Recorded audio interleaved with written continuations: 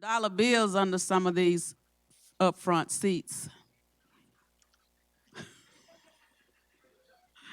We're a family. We don't need to sit this far apart. Nobody's mad at anybody. Everybody took a shower this morning. Jackie said, we'll find out. Because we're recording this and we need to be able to see everybody.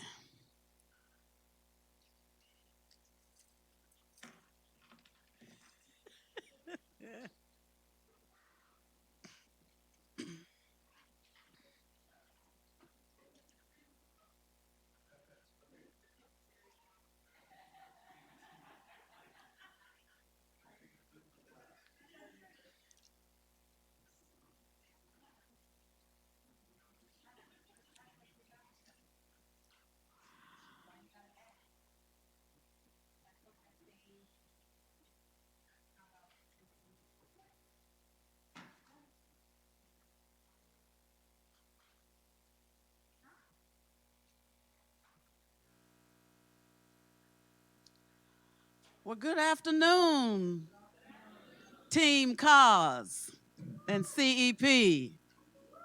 We've not had this amazing opportunity to learn and be informed and motivate one another in a minute. I was looking at the last agenda. It's been a long time.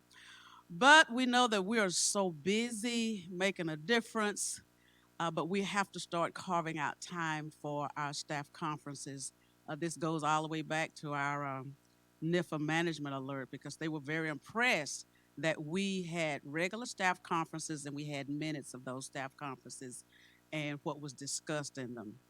So I want to welcome you to our 2019 staff conference, and I want to welcome any of our extension agents. If you're listening, glad to have you join us, knowing that you make the difference in the lives of all of the Texans, and if, without you, it wouldn't be a need for us. So I'm going to start out, and then I'll ask Gerard to come up for some comments. But I wanted to go over the agenda a little. It's going to be a little different. And following staff conference, we have a special training just for our program specialists.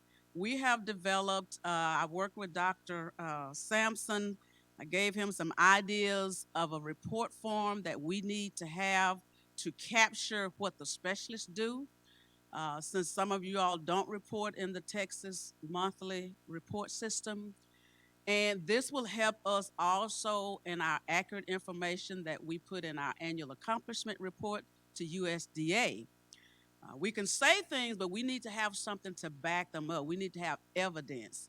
And so we've developed a very friendly, I think it's friendly report system. And we will have maybe 30, 40 minutes of training on that following this staff conference. And we're going to test it for a month or so, and then you all give us some feedback as to how we need to improve it to capture the information that we need to go in our plan of work. Also, those of you who have been to a national conference, a workshop, a summit in the last 3 months, we've asked you to share 2 or 3 highlights from that uh, and how it applies to extension or wherever you went. How does it apply to your role? This is very critical to make sure we're getting the best investment back on professional development. And also, we left Dr. Paul Johnson off here, but he will present as well, right? Yes, sir. I know you will. You'll do well. I just wanted to put our extension mission up because we're in the process of working on our strategic plan and all that great stuff that we do. And I just want us to make sure we stay focused to what we are to do as an extension organization. We have to be proactive and responding to the needs of the people that we are hired and paid to serve. And we carry a brand every time we go to do a program. We're in the county supporting our agents. When we are at conferences presenting and representing. We're representing the brand of extension at Prairie View A&M University. So I want us to always be intentional in representing the brand well, because you never get another chance to make another impression, right? And we never know who's in the audience, who's participating, who has additional funding that they could uh, give us to do an innovative program or enhance something that we're already working on. You never know what legislator you might be sitting next to or in the audience, their wives, their children. I know a lot of our elected officials have youth in 4-H. So again, we have to be intentional in representing the brand well. Uh, I just went to APLU, the Association of Public Land Grant Universities. How many of y'all knew about that? How many of y'all knew what APLU stands for? Okay. Well, this is, again, why we have staff conference, so we can share and educate and teach what's going on the land grant system. This is a huge organization that serves as an advocate for all land grants and public universities. There's 243 of them, and we were in San Diego last week, all 1,600 of us. It's deans, it's provosts, it's presidents, it's extension directors, extension research directors, and I was really impressed to read more about APLU to learn that there are two historically black universities that were formed under the the first Morrill Act, 1862. I've been trying to find out who they are. I'm gonna keep looking to find that information. But this is a powerful group of professionals that have the community and this world at their heart. The theme of this year's conference was in service, and how appropriate it was as we recognize the veterans on Veterans Day for their service. And the director of APLU asked all of the extension staff to stand because he considered us as being in service as well. And I thought that was a great commendation to the work and the value of extension. And then just a few more things that went on at that meeting. We did have a one-on-one discussion with the new NIFA director, Scott Engel. There are at least 80 employees of the 300 NIFA employees that are in Kansas right now. Of course, they lost 75% of the staff. He is telling us that we need to be in constant communication with him and with the program leaders and with everybody that's in DC or in Kansas because of the transition. A lot of things have fallen through the crack. We lost so many people that were so knowledgeable of the programs. And so it's like it's starting all over. So since we are in a start all over mode, he is asking for, how would you reimagine NIFA? Those of us that have been around a long time, what would you like to see NIFA do different? And if you come up with some ideas, please share them with me and I will pass it along. He wants this information by, let's see, I didn't put that on it. Yeah, July 31st, 2020. So we have time if we want to have some little discussions as looking at the processes of NIFA. What is it that we can reimagine to do different to make it run smoother, better? He's saying some things we may need to stop doing, some things we may need to take another look at doing it better or different to where it's more cost effective and it's more efficient for all the universities and the clientele that we serve, because that's the bottom line. We met with the 18 Council of Presidents, some who were still there. This meeting started at 7:30 at night. So Monday we met from 8 o'clock to 9, 8 in the morning to 9 at night, because you try to get all these meetings in and all these very important people. But we had the chair of the 1890 Council of Presidents that met with us to talk about the 1890 scholarships. You know that those applications for to get that money were due last week, and Ours got in on time thanks to Dr. Drawhood and Dr. Wash Jones. I think they deserve a hand. We talked about the Centers of Excellence. That was a very animated discussion. The Centers of Excellence were mentioned in the Farm Bill, but some kind of confusion. We didn't realize that it was the previous Centers of Excellence that were awarded during the 125th anniversary. We were thinking it was the new six that the Secretary of Agriculture had approved. But anyway, we have an opportunity to either co-lead or lead one of the centers. They're virtual centers, and there are 3 areas. I didn't write those down, but I can share those later. So we're in the process of discussing. The discussion continues, and the final submissions are due on the 31st of January. Now, each institution or consortium institutions fills out this RFA, sends it to NIF, and they would determine who will receive the funding to house the Centers of Excellence. And then we have a lot of great support because of the network of extension. We're in all 50 states and 7 islands, and we have the non-land grants who support us as well. And with that powerful network, we can get a lot of things to happen, even influencing Congress. So when the Farm Bill was passed, we wanted to make sure that the carryover provision, the extension money, we have to carry over 20% funding for 1 year. Well, in the Farm Bill, we wanted it to go 5 years, just like the 1862 institution. Well, when the interpretation of that got out, it was 2 years. And so we have sent letters to the NIFA director, along with ECOP and the Board on Agriculture Assembly, to make sure that the language in the Farm Bill is clear, that we need that 5-year carryover, just like the 1862 that was authorized in the Farm Bill. It was so much in that Farm Bill that, of course, it's easy for it to get misinterpreted, especially with this NIFA transition. And then, of course, last of all, our 1890 system-wide conference is next year in Orlando, a position and extension for the next generation. I've been so pleased to see some of the proposals that have been submitted that are due on the 22nd. So if you would like to present, and we know that Texas has the best extension program. I was at 1862 this morning. I was at AgriLife because they have a new employee onboarding twice a year. And so I gave the CEP perspective. AgriLife has 1,800 employees.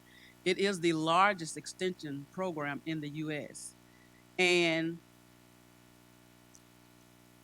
CEP is the largest 1890 program. Nobody has as many extension agents as Prairie View CEP program. The other 1890s don't have as many agents. So that is why our outreach and our impact is so strong and powerful, and that's why we're able to recruit some of those great minds to come here when we have vacancies. So continue to work together as a team. That was a big emphasis on the new director's comments this morning, Jeff Hyde. He said, we cannot be successful without working as a true team. And we know we have a great team here. We have some of the best minds that you can imagine. So we will continue to make the dream work. And before I sit down, each of you should have received the food challenge. This is new. This is celebrating 50 years of the FNEP program. We're going to have a food challenge on campus. We're inviting other faculty and staff to participate. It's going to be like the food shop. You will be given food ingredients, and you will have to prepare a dish. That dish will be judged.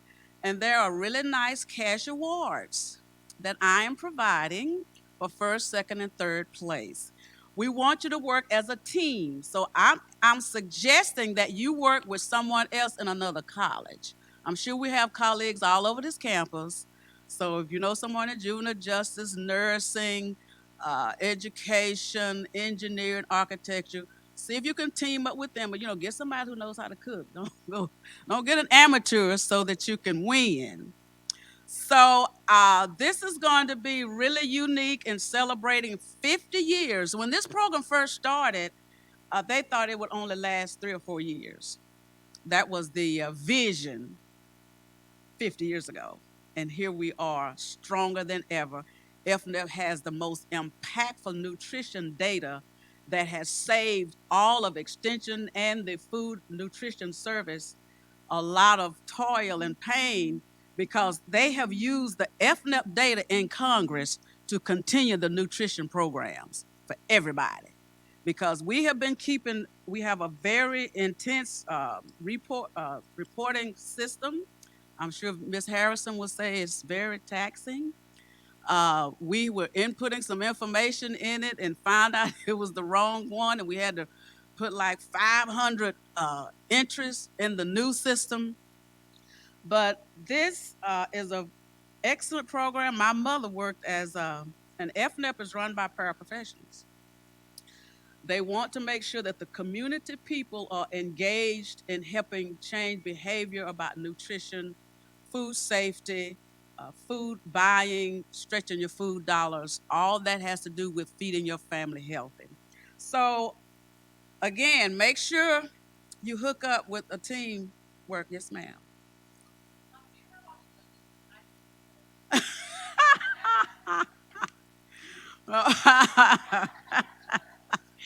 Okay, I will let Ms. Harrison answer that question. I know we're still in the process of pulling it all together, but we do want judges from across campus as well. So we want this to really, yeah. So we might be able to get one from the College of Ag, but yeah, we.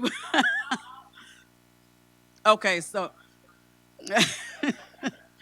so if there are no other questions, Gerard, if you want to come up and say a few comments.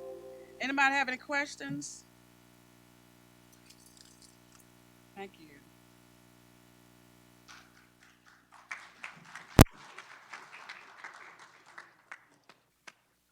Well, thanks, Carolyn, and great to be here on this wonderful sunny afternoon. A year and a half of being here has convinced me that this indeed is the right place to be, and it is the best place to be. And there's several reasons why. If you look around this great college, there's growth taking place in every area. You look at the farm and the meat lab and the vet treatment facility and the new greenhouses and so on coming up there. And in extension, hopefully, we did get NIFA approval for the addition to the building, but when that building gets gets finally completed, hopefully it'll be sooner rather than later. On the research side, we're adding to the types of research that we do, including in the food security area. So that is something Carolyn mentioned about, and at no time in our history, whether as a state, as a region, as a country, has food been as important as it is now, because we're realizing the relationship between food and preventable diseases, and the relationship between food and health and food and wellness. So we are extremely well positioned as the only comprehensive agricultural college in the greater Houston area to do some great things.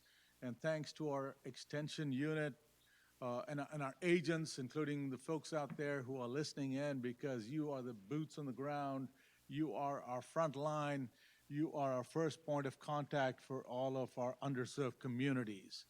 And they know Prairie View A&M University through you folks. So for all the good stuff that you do, and many of you have gotten awarded recently, most recently by AgriLife as super agents, or whatever the term is, right?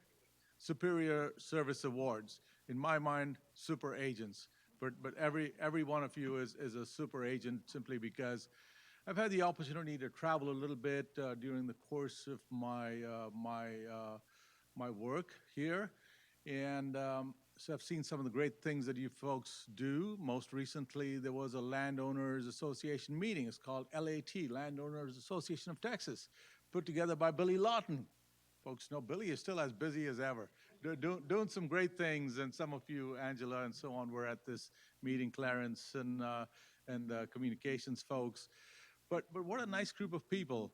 to interact with. And it's good networking. It was on a Saturday, but a nice drive and see a part of Texas that I've not been to, Baytown, and to get to know about some of these problems that we don't otherwise get familiar with.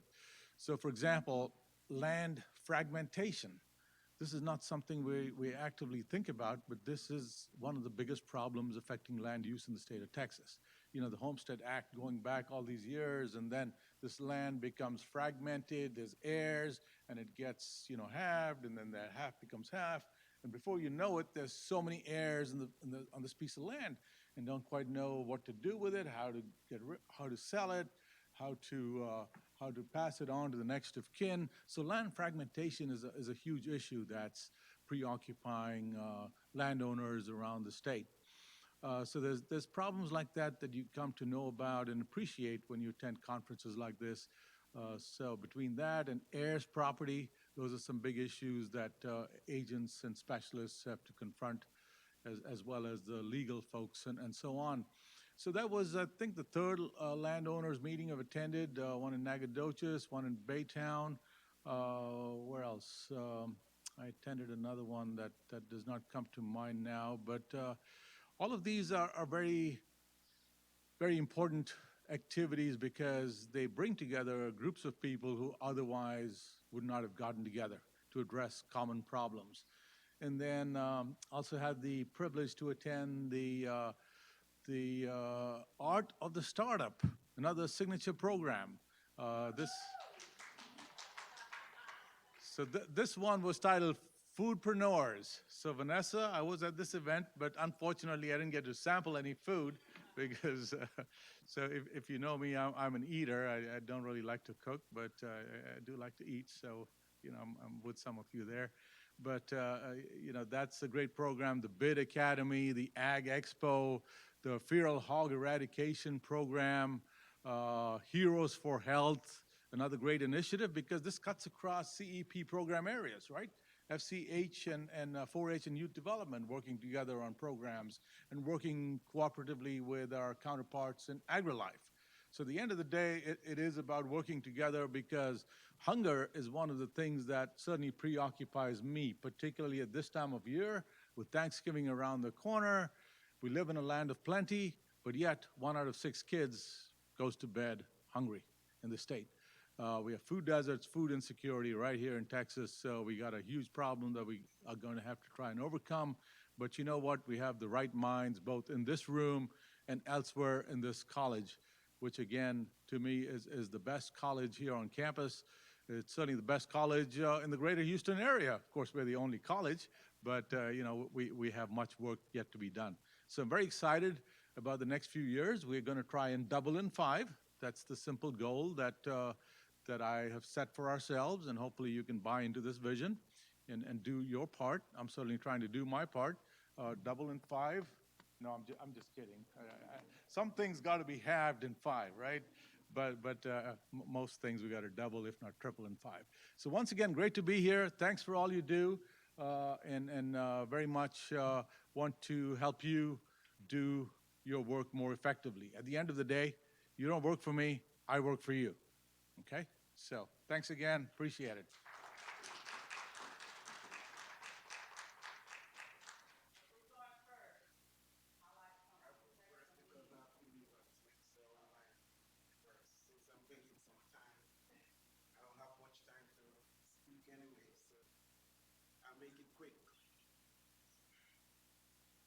Good evening, everybody.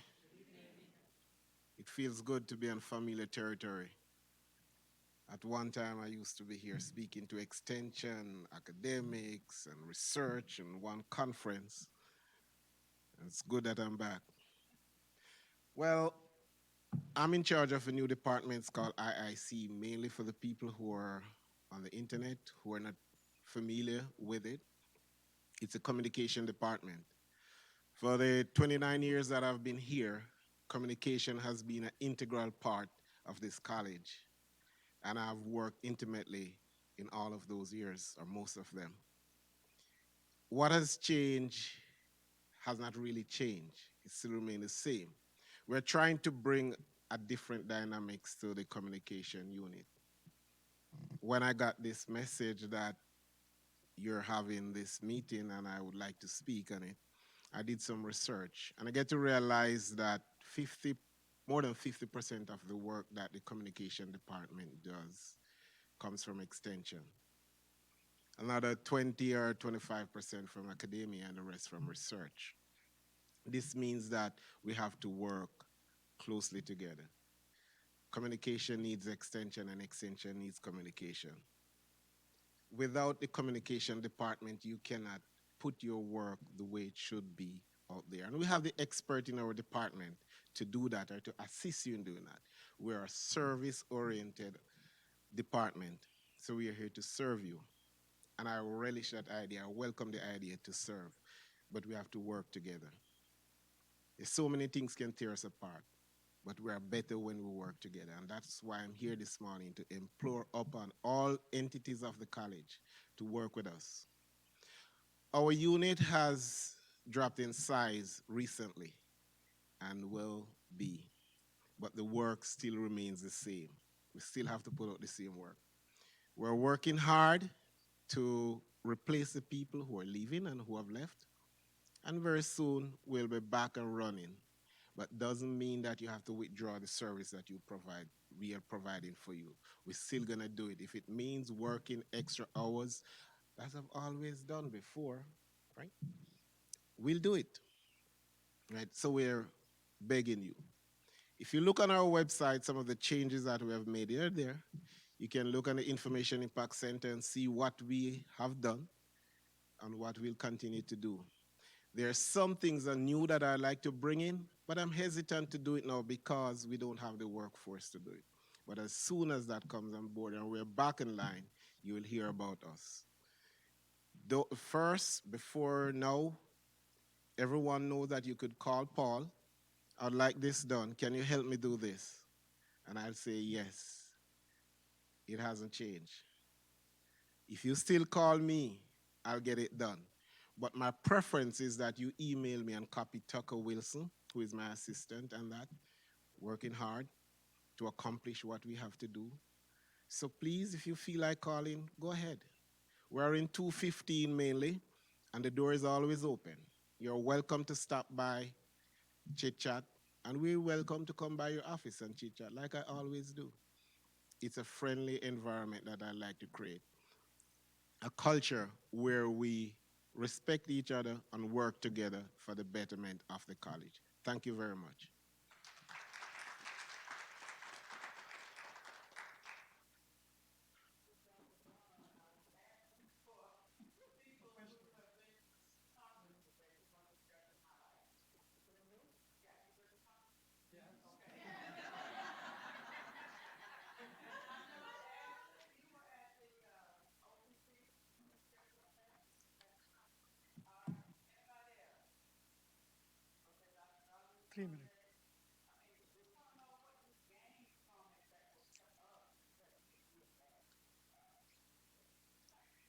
Yeah, good afternoon, everyone. Uh, I know that this is professional development, and I've been to one which is Lee 21, which is very famous and launched by APLU. And, Dr. Williams is on the board. So it was a great opportunity for me to be there, to develop, to see myself growing as a leader. And it's one of the best leadership, because I have attended a lot of leadership programs before by University of Georgia, and also a couple of them in India. And this was also one of the best I have ever attended, because it dissects you completely, 360 evaluation. You know what are your weaknesses, what are your strengths.